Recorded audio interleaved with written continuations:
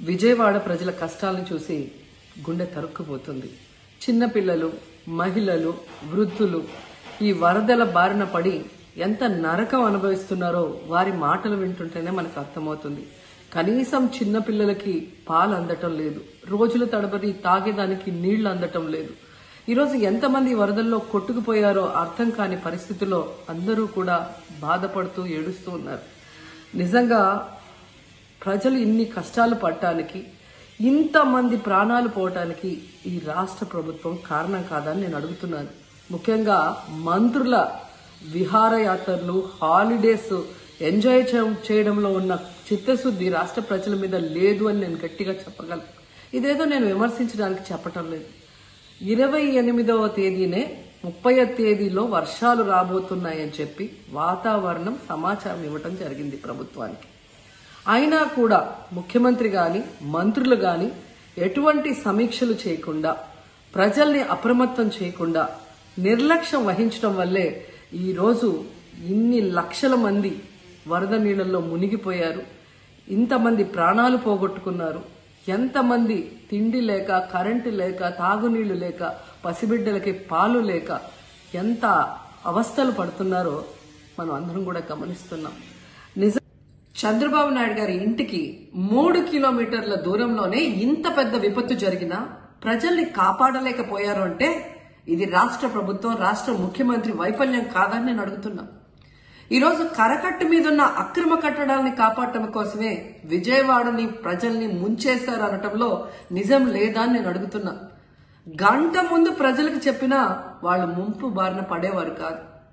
వాళ్ళని అప్రమత్తం చేసి ఒక సేఫ్ అయిన ప్లేస్ కి పంపించున్నా ఈరోజు ఇన్ని లక్షల మంది, దాదాపుగా 3 లక్షల మందికి పైగా 4 రోజుల పాటు కరెంటు లేకుండా, తిండి లేకుండా, చిన్న బిడ్డలకి పాలు లేకుండా ఈ విధంగా నీళ్లలో మునిగి అవస్థలు పడాల్సిన అవసరం లేదు.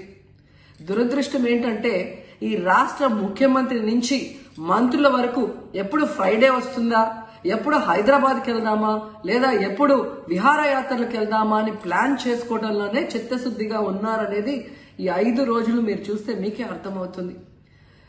30వ తేదీ భారీ వర్షాలు వస్తాయని ముఖ్యమంత్రి గారికి, మంత్రులకి 28వ తేదీనే వాతావరణ శాఖ సమాచారం అందించినా ఎటువంటి సమీక్షలు లేదు, ఎటువంటి ముందస్తు జాగ్రత్తలు లేదు, ప్రజల్ని కాపాడాలన్న చిత్తశుద్ధి లేదు అనేది స్పష్టంగా అర్థమవుతుంది.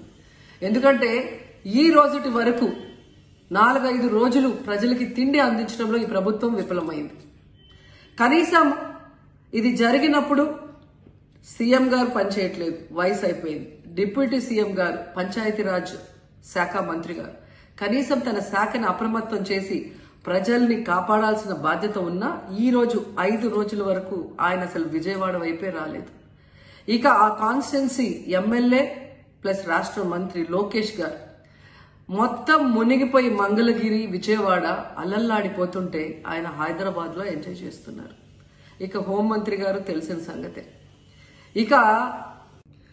ఇక మున్సిపల్ శాఖ మంత్రి నారాయణ గారు ఈరోజు విజయవాడని ముంచేసింది ఈ మున్సిపల్ శాఖ నిర్లక్ష్యం కాదని నేను అడుగుతున్నా. ప్రజల్ని సురక్షిత ప్రాంతాలకు తరలించే విధంగా ఈ నారాయణ గారు రివ్యూ చేయకపోవటం వల్ల ఈరోజు లక్షలాది మంది నీళ్లలో మునిగిపోయారు.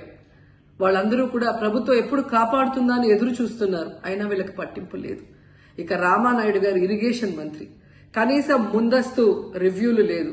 కనీసం వరదలు వచ్చి ప్రజలు మునిగిపోతుంటే బోట్లను కూడా కొనుగోలు చేసో రెంట్కి తీసుకొని ఆ ప్రజల్ని తరలించే కార్యక్రమం ఆయన కూడా చేయలేదు.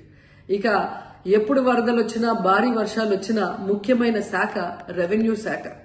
అనగాన సత్యప్రసాద్ గారు ఈయన విహారయాత్రలో ఎంజాయ్ చేస్తున్నాడు.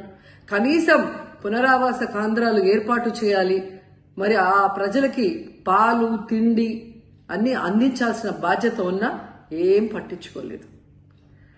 సో ఈ విధంగా చంద్రబాబు నాయుడు గారి దగ్గర నుంచి మంత్రులంతా కూడా ప్రజల్ని గాలికి వదిలేసి ఎలా నిర్లక్ష్యం వహిస్తున్నారో చూడండి. ఇప్పటికైనా వాళ్ళు కళ్ళు తెరిచి ప్రజల్ని కాపాడండి అని చేతులెత్తి నమస్కరిస్తున్నా. గతంలో జగనన్న ఏ విధంగా వాలంటీర్ వ్యవస్థ ద్వారా, సచివాలయ వ్యవస్థ ద్వారా ప్రజలకి ఏం కావాలన్నా ఇమీడియట్ గా వాళ్ళకి అందుబాటులోకి తీసుకెళ్లటమే కాకుండా ఏదైనా ప్రకృతి వైపరీత్యం వచ్చినప్పుడు వెంటనే వాళ్ళని సురక్షితంగా కాపాడే విధంగా ఈ సచివాలయ వాలంటీర్ వ్యవస్థని ఉపయోగించుకోండి. జగనన్న మీద కక్షతో ఆ వ్యవస్థల్ని నాశనం చేయడం వల్లే ఈ రోజు ప్రజలకు ఎవరు ఏం అందించలేకపోతున్నారని తెలుసుకోండి. అండ్ ఈరోజు జగనన్న విజన్ ఉన్న నాయకుడు, ప్రజల్ని ప్రేమించే నాయకుడని మరోసారి రుజువు చేసుకున్నారు.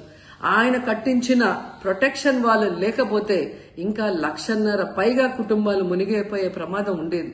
ఈ రోజు ఆ ప్రాంతం అంతా సేఫ్ గా ఉంది విజయవాడలో ఒక సైడ్ అంటే అది జగనన్న ప్రజల పట్ల ఉన్న అభిమానంతో ఆ ప్రొటెక్షన్ వాల్ కట్టించడం అనేది కూడా మనం అందరం గుర్తుంచుకోవాలి.